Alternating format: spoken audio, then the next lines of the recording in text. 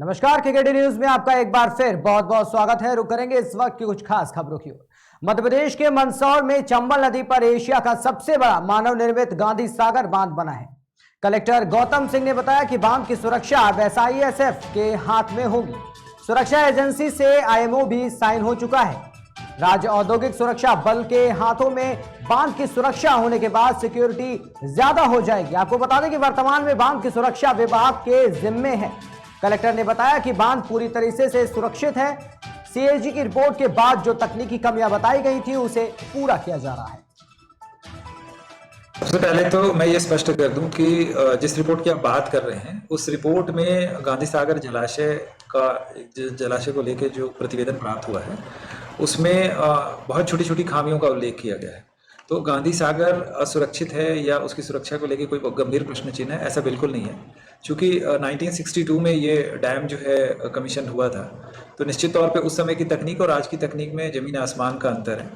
और जो technical committee थी उसने कुछ अपने रिकमेंडेशंस दिए थे, जिसमें पिछले दिनों हमने गांधी सागर के ऑफिसर्स के साथ समीक्षा की थी और लगभग सारी रिकमेंडेशंस पे या तो काम हो चुका है या काम चल रहा है। ओवरऑल आप एक चीज बताइए कि जो गांधी सागर है वो अभी सेफ है या नहीं? गांधी सागर पूरी तरह से सुरक्षित है। जो रिकमेंडेशंस वगैरह है CAG के टेक्निकल कमिटीज के, वो एक्चुअली उसको आधुनिक तकनीक से जोड़ने के संबंध में है। जैसे मैं आपको एग्जांपल दूं कि वो रेलिंग्स वगैरह का बहुत दिनों से मरम्मत की बात उसमें लिखी हुई है, तो रेलिंग्स की मरम्मत हो गई। फिर दूसरी ये थी कि प्रॉपर लाइटिंग वगैरह नहीं है, तो प्रॉपर लाइटिंग हो गई। स्पिलवेज के सुधार के संबंध में बात थी, तो उसके संबंध में भी पूरा प्रोजेक्ट बना के ऊपर स्वीकृति के लिए भेजा जा चुका है। और बांध की सुरक्षा के लिए एक जो नया डेवलपमेंट ये है कि अब वो CISF या SI जो PF है उसकी सुरक्षा में वो जा रहा है, उस संबंध में अनुबंध वगैरह हो रहा है। तो पहले से ज्यादा वहाँ मजबूत सुरक्षा व्यवस्था दिखेगी, तो बांध ज्यादा सुरक्षित रहेगी। ठीक। रुक करते हैं शाहजहांपुर से आई एक खबर की ओर, जहां पर मदनापुर पुलिस ने अपराध की रोकथाम के लिए विशेष अभियान चलाया है।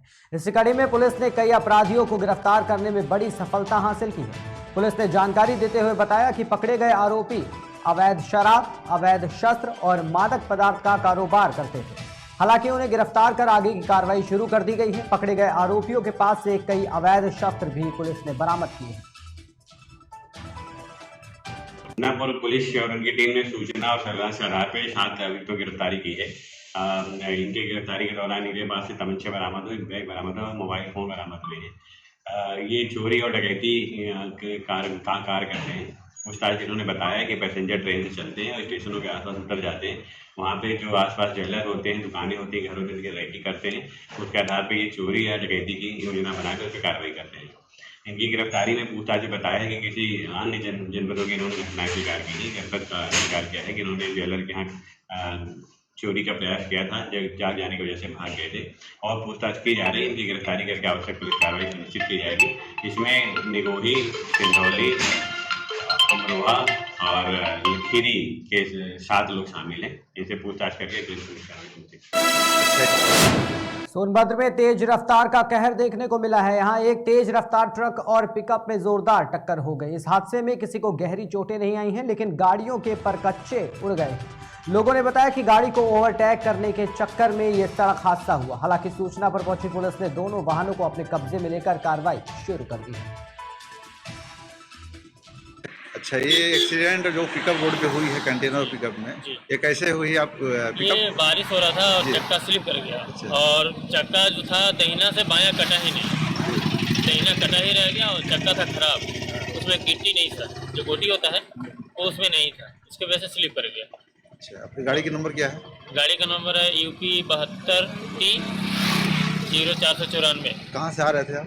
हम लोग तो आ रहे थे यहाँ उड़ीसा से आ रहे थे। घर तो मेरा यहीं पे। कहाँ पे जाना था? हम लोग को जाना था प्रतापगढ़। खबर बांदा से है, जहां DIOS के उत्पीड़न से परेशान होकर प्रभारी प्रधानाचार्य ने जहरीला पदार्थ का लिया। और आपको बता दें कि पंडित दीनदयाल उपाध्याय राजकीय मॉडल इंटर कॉलेज के प्रभारी प्रधानाचार्य के ऊपर भ्रष्टाचार समेत कई गंभीर आरोप भी लगे हैं। वहीं प्रभारी प्रधानाचार्य अनीता सिंह के पति गणेश सिंह पटेल ने आरोप लगाया है कि इसका कारण है कि जिला विद्यालय निरीक्षक विनोद सिंह पिछले 2-2.5 वर्षों से इनका उत्पीड़न कर रहे हैं, जिसके चलते उनकी पत्नी ने परेशान होकर ये बड़ा कदम उठाया। आया है कोई जहरीला पदार्थ खाने का, क्या है पूरा पदार्थ आए, ये पचरही में पोस्टिंग है इनकी। और अनीता सिंह नाम इनका, और इनके परिजन इनको लेके आए हैं और ये बता रहे हैं कि कोई नशीला पदार्थ या नशीली गोली खा लिया है। मरीज को भर्ती कर लिया गया, उनका इलाज चल रहा है। अभी हालत में सुधार है, अभी इलाज चल रहा है। रुक करते हैं अगली खबर की ओर। खबर पीलीभीत से आई है, जहां पर बच्चा चोर के शक में एक व्यक्ति को भीड़ ने दौड़ाकर जमकर पीट दिया। दरअसल थाना कोतवाली क्षेत्र अंतर्गत एक मोटरसाइकिल सवार व्यक्ति पत्नी और बच्चों के साथ जा रहा था। उसकी एक बच्ची बीमार होने के कारण रो रही थी। वहां पर उपस्थित कुछ अज्ञात लोगों ने व्यक्ति को बच्चा चोर समझकर उसके साथ मारपीट की। सूचना पर पहुंची पुलिस ने व्यक्ति और उसके परिजनों को सुरक्षित थाने लेकर आए और बीमार बच्ची को इलाज के लिए जिला अस्पताल में भर्ती कराया। इस घटना के बाद पुलिस अधीक्षक ने खुद मौके पर पहुंचकर इस तरह की अफवाहों से दूर रहने की अपील की। साथ ही साथ घटना में संलिप्त लोगों के खिलाफ कड़ी कार्रवाई करने के लिए प्रभारी निरीक्षक थाना कोतवाली को निर्देशित किया गया है। वहीं घटना के संबंध में अभियोग पंजीकृत कर लिया गया है। देखिए, सदर शहर कोतवाली का मामला यूरिया के अपने थोड़ा सा मानसिक रूप से कमज़ोर बच्ची थी वो, और वो रो रही थी, जिसको लेके पत्नी के साथ एवं भतीजे के साथ वो मोटरसाइकिल से आ रहा था।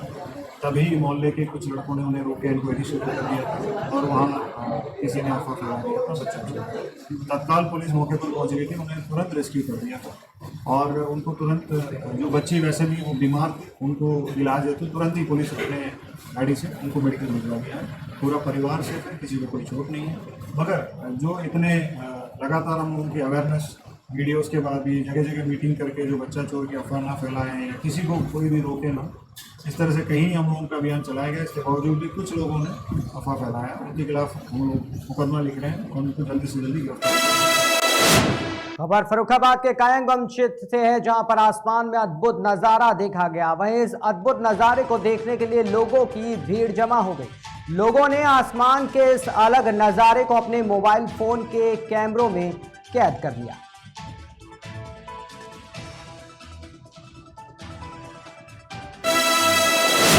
खबर आगरा से है, जहां सपा के राष्ट्रीय अध्यक्ष अखिलेश यादव के आदेश अनुसार स्वर्णकार समाज के प्रदेश अध्यक्ष देवेंद्र वर्मा के नेतृत्व में समाजवादी पार्टी के पदाधिकारी मृतक नवीन वर्मा के निवास पर पहुंचे और उनके परिवार को सहायता राशि का चेक प्रदान किया गया। समाजवादी पार्टी के जिला अध्यक्ष लाल सिंह लोधी ने भारतीय जनता पार्टी के ऊपर भेदभाव का आरोप लगाते हुए कहा, योगी सरकार आरोपियों की संपत्ति की कुर्की करवा रही है, लेकिन मृतक नवीन वर्मा के हत्यारे बीजेपी के नेता टिंकू वर्मा को बचाने का प्रयास कर रही है। जिला अध्यक्ष ने मांग की है कि मुजरिम टिंकू वर्मा की संपत्ति पर बुलडोजर चलना चाहिए। साथ ही मृतक नवीन वर्मा की पत्नी को सरकारी नौकरी और बच्चों की पढ़ाई लिखाई की व्यवस्था बीजेपी सरकार को करनी चाहिए।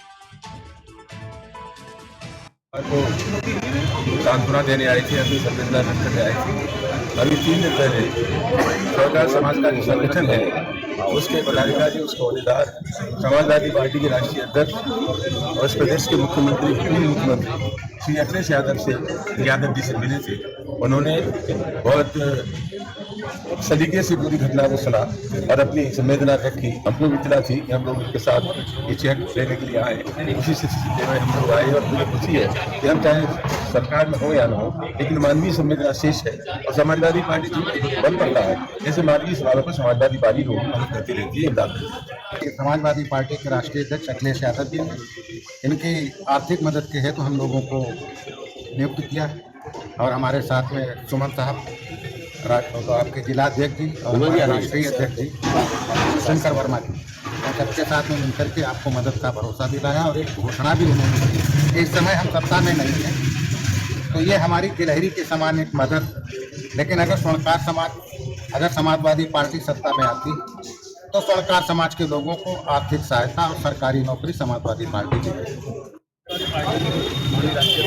देना चाहता हूँ कि उन्होंने इस परिवार के लिए जो आर्थिक मदद की है। मैं आपको बताना चाहता हूँ कि वर्मा जी की जिस दिन हत्या हुई उस दिन 2 दिन के बाद समाजवादी पार्टी का डेलीगेशन माननीय सुमन जी के साथ हम लोग भी यहाँ पहुँचे, तो हमने उस समय भी इस परिवार से और समाज के लोगों से कहा जहाँ भी समाजवादी पार्टी की जरूरत होगी स्वर्णकार समाज के साथ समाजवादी पार्टी पूरी तरह से साथ है। पक्षपात जो भारतीय जनता पार्टी में हो रहा है ये नहीं होना चाहिए। हम आपके माध्यम से मांग करते हैं कि इनके परिवार की जो बहू है उसको सरकारी नौकरी दी जाए और उन बच्चों को पढ़ने लिखने की व्यवस्था है वो भारतीय जनता पार्टी की सरकार को करनी चाहिए, क्योंकि पूरा स्वर्णकार समाज हम लोग देखते हैं पूरी तरह से भारतीय जनता पार्टी के साथ खड़ा है। लेकिन जो कोई भी जनप्रतिनिधि इनके लिए सहयोग के लिए आया है, ये बहुत ही निंदा का विषय। हम आपके माध्यम से ये मांग रखते हैं कि इस परिवार को पूरा न्याय मिलना चाहिए।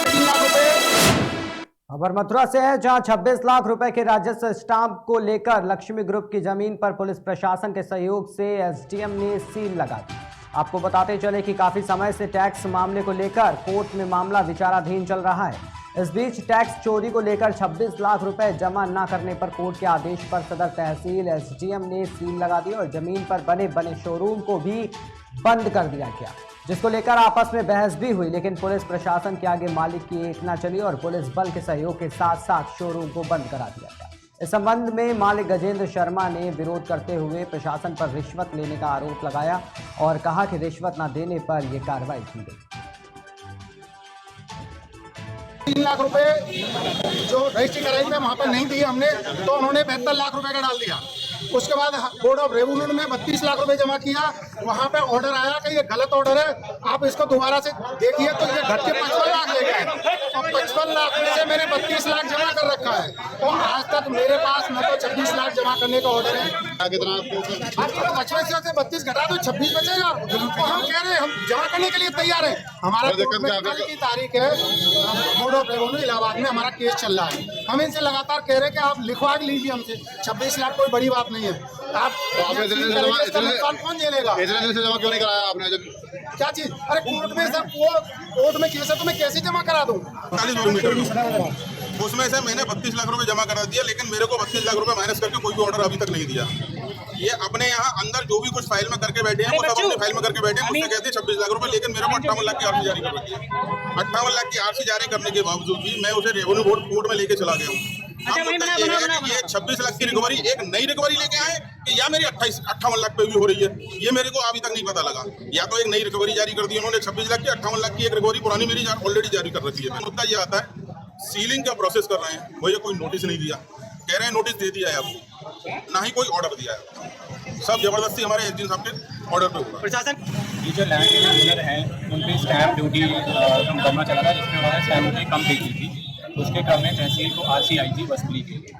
तो पहले भी इनकी जो इस जमीन पे पेंडल की शोरूम बना हुआ है, इसको खुद किया गया था, जो इन्होंने खुद ही खोल दिया था। फिर उसमें विधिक कार्रवाई करते हुए FIR भी कराई गई, किंतु 2 महीने के उपरांत भी इन्होंने अभी तक वो करीब 31 लाख की जो स्टैम्प ड्यूटी इन पर बनती है वो पे नहीं करी है। इसी कारण मथुरा में ज्ञानवापी मस्जिद के मामले में माननीय जिला न्यायालय का निर्णय आने के बाद धर्म रक्षा संघ की एक धर्म गोष्ठी हनुमान टेकरी आश्रम में महंत दशरथ दास महाराज की अध्यक्षता में आयोजित की गई। धर्म रक्षा संघ के राष्ट्रीय संयोजक आचार्य बद्रीश महाराज ने कहा कि माननीय जिला न्यायालय का इलाहाबाद का जो भी फैसला है, हमें इसी फैसले की उम्मीद थी। 22 सितंबर को जो भी फैसला आएगा वो भी हमारे ही पक्ष में आएगा। धर्मरक्षा संघ के राष्ट्रीय मार्गदर्शक महंत मोहनी बिहारी शरण ने कहा कि मुस्लिम समाज प्लेसेस ऑफ वर्शिप एक्ट 1991 का सहारा लेकर माननीय अदालत को गुमराह करना चाहता था, मगर अदालत के निर्णय से हिंदू समाज को बड़ी राहत प्राप्त हुई है और आगे भी सारे निर्णय हमारे पक्ष में आएंगे।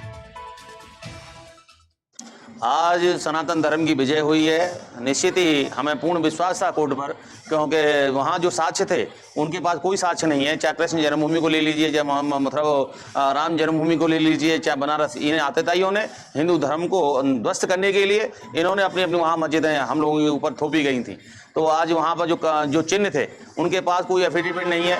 वहाँ पर लगभग 60 हमारे जो चिन्ह थे, जो प्राचीन थे, वो वहाँ आप लोगों को मिले हैं। आज जैसे ही हम सवेरे से ही प्रतीक्षारत थे कि न्यायालय का क्या निर्देश, क्या आदेश मिलता है, और जैसे ही पता चला कि मुस्लिमों ने जो तथ्य प्रस्तुत किए थे वो सब खारिज कर दिए गए। वहाँ पर जो भी प्रतीक चिन्ह मिले हैं वो सब हिंदुओं के हैं, और मंदिर वहाँ पर बहुत प्राचीनतम मंदिर स्थापित था, उसके जितने भी चिन्ह हैं वो सब वहाँ पर आज भी बरकरार हैं। पूर्व से जो साक्ष्य थे वो सब वहाँ पर प्राप्त हुए हैं, और आज जो कॉरिडोर बना करके हम लोगों के मन में आधी प्रसन्नता थी, आज वो प्रसन्नता पूरी चरम पर है। वहाँ पर फिर द्वारा भोले बाबा अपने पूर्ण रूप में स्थापित होंगे। जिस तरह से इन्होंने हमारे मथुरा में ईदगाह स्थापित की है और वहाँ पर भी भीतर साक्ष्य उपस्थित हैं, और कोर्ट ने आदेश किया कि वहाँ की वीडियोग्राफी हो, तो निश्चित रूप से आज ज्ञानवापी मंदिर में जो तथ्य जो साक्ष्य मिले हैं उसी तरह के साक्ष्य यहाँ पर भी मिलेंगे। आज ज्ञानवापी मंदिर को लेकर धर्मरक्षा संघ ने आज सभी संत समाज के साथ बैठ करके अत्यंत हर्ष। मथुरा में ज्ञानवापी मामले में न्यायालय का फैसला आने के बाद हिंदू संगठनों के चेहरे खिल उठे। अखिल भारत हिंदू महासभा ने खुशी जताते हुए लोगों में मिठाइयां बांटी और कहा कि जो भी अगला फैसला आएगा उसका स्वागत किया जाएगा। कल जो ज्ञानवापी कोर्ट में जो फैसला आया है ज्ञानवापी के लिए, वो उसी उपलक्ष्य में मिठाई बांटी गई है और सभी हिंदुओं में खुशी की लहर है। सभी बहुत अच्छा महसूस कर रहे हैं क्योंकि माननीय न्यायालय ने बर्सिफेट को नहीं माना है और ज्ञानवापी में हिंदुओं के पक्ष में जो फैसला दिया है उसके उपलक्ष्य में मिठाई बांटी है। हम केंद्र सरकार से भी अपील करते हैं कि लोकसभा और राज्यसभा में एक विधेयक लाएं और इस बर्सिफेट को जड़ से खत्म कराएं क्योंकि हिंदुओं के मठ मंदिर के लिए कानूनी अड़चन है।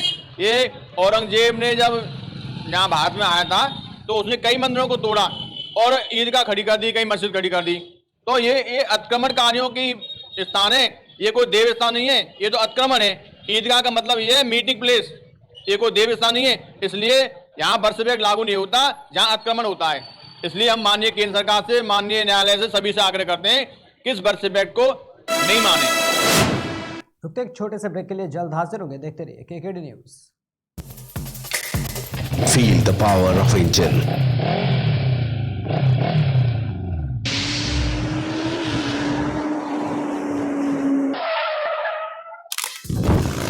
Macro Lubricant.